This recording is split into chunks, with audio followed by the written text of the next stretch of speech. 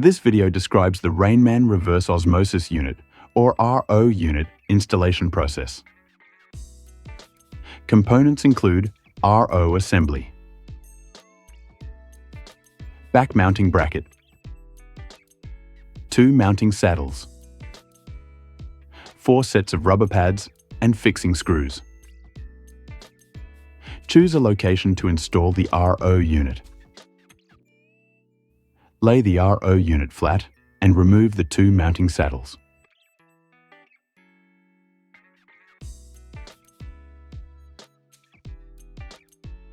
Lift the RO assembly from the back mounting bracket and set aside.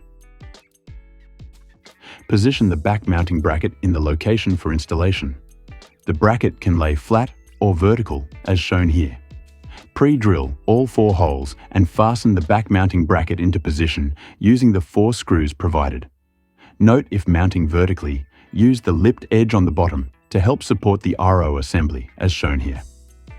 Lift the RO assembly back into position and attach the 2 saddles firmly using the 4 screws provided. Ensure all rubber mounting pads are in place.